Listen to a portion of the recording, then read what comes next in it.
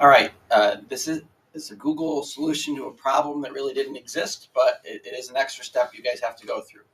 When you're creating a Google form, before people can fill it out, you now have to click this publish button. You used to go into responses and choose who could fill it out, but ultimately the link to fill it out was always live. Now, even if you send people this link to fill it out, they won't be able to unless you published it first. You simply click the publish button. You can leave it set to anyone in Shenandoah Central School, or you can pick specific people now, which that is a nice feature that you can restrict a form to groups of people. And then you click publish.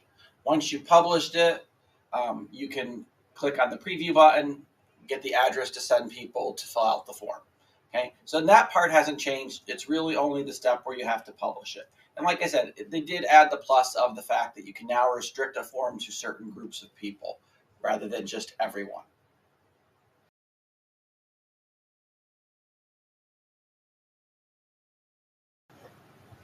All right, here's another new feature that we've been waiting for a while. This one comes in Google Sheets, and it's a conditional notification. So what you can now do in a Google Sheet is when a column hits a certain limit that you want to set, it can automatically email you. So this is a registration form where the available seats will go down as a class fills up. When this hits 3 people, we might want to open up another section, so we need to be notified so that we don't have to come in here and look in the spreadsheet every day. So now up here under tools, you can see there's now a conditional notifications. And for you guys, it'll say new because you haven't used it before. When you click on it, you can set conditional notifications. You can see I've added 3, but I'll show you how it's done. You just click add rule and you tell it which column you want to work on. So I'm going to say column D in this case, which is how many people are registered. Then I click on add condition and I'm going to say if column D exceeds a certain number, right? So, and meets condition 1. So here's our condition. So we're going to say is greater than or equal to 15 people. So once a class hits 15 people that are registered, send an email, and then I can either type the email addresses or you can select them obviously from the address book. And then you click save, and now there's a rule that whenever this column has an entry that hits 15 to automatically email Kathy Sim in this case and tell her that there's 15 people signed up for a course. So that's how you can set up a conditional rule. All of your rules appear in the one pane, even though each of these rules I put on a different sheet down here on the bottom, session 1, 2, and 3. Even though I did that on different sheets, they all appear in the one notification pane. Okay, and you can also see the history of when that has actually happened, when something's met those conditions. So that is a conditional notification in Google Sheets, and it's a great way to get an email when something happens in a form-fed sheet.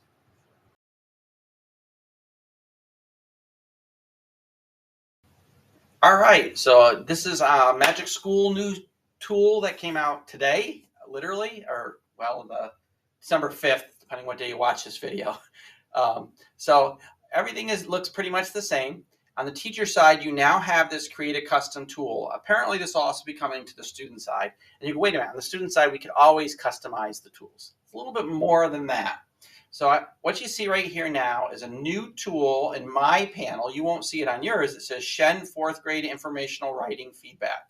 So I took one of the existing 70 tools, and using this button, I customized it to have some specific Shen information every time I use that tool. So I'm going to go in there and edit this tool. If you click on the Create Custom tool, it's going to take you to the same screen here without any of the information filled in.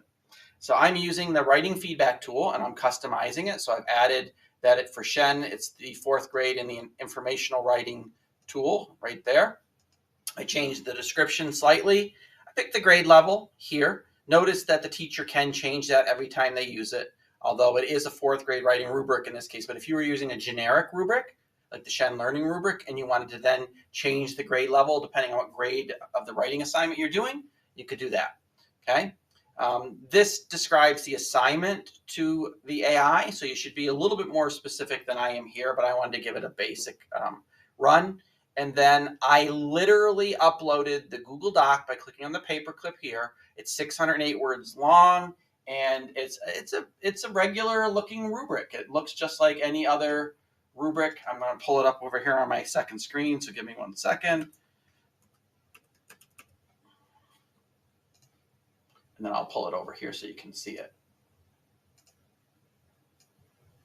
So it looks like this. It's a rubric with the points across the top, the criteria down the side. This bottom pane, unfortunately, is a Google drawing, so it can't read that. So I had to type it in down here in the rubric. I had to take it out of that box, type it, copy and paste it over to get it to work. So I uploaded that rubric, and then here's where I told you I had to paste that actual text because it can't read a drawing, which is what that piece is in that other Google Doc. So I said, in addition to giving me the text-based feedback, I also want you to give me a score for each criteria and then a score for the whole entire piece. Okay. And then this is where the teacher would insert the writing. So I click next, and then I can give it additional instructions, which you can't do on the student side and you couldn't do on the teacher side to this. And that is, I can give it custom instructions that will always run whenever this tool is used that aren't a box that's already existing in the tool. So in this case, I said, I want you to go into the informational writing tool in Magic School and pull exemplars on how they could have scored higher on this writing piece. And then you click next, and then this is what the tool will look like when you use it in the future.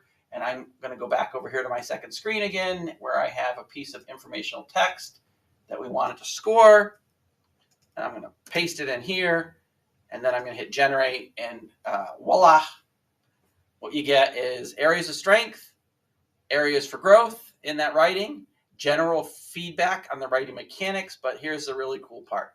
It takes each of those criteria in the rubric, it actually scores it, and then tells you why it scored it that way. Okay, so you can change this if you're giving the feedback to the students. And then here's the section that I included in the additional instructions where it says, use the informational writing tool in Magic School to give me examples of how I could have written some better sentences to put into this piece of informational text. Okay, so that's how you can customize a tool in Magic School. And I know this one said it was only about the tool customization tool, but I do want to show you one other piece real quick because I was just made aware of it the other day when we had a teacher configuring a student tool and the students couldn't get into it. So if you create a brand new tool for a brand new room for students in Magic School, by default now, when you get to the first screen in that room creation, there's a little slider that says require login, and it's automatically checked now. For the current time, for maybe a couple more days or a week or two, you're going to want to uncheck that box because we do not have the student single sign-on fully set up. We're experimenting with it, and when we turned that on, this box appeared for people. So for now, so your students can anonymously log into the room still, don't require a login. I'll send out another email or make another video when that feature's active so that your students have to sign in order to use the tool that you're giving them access to. So that's just a correction in Magic School for now.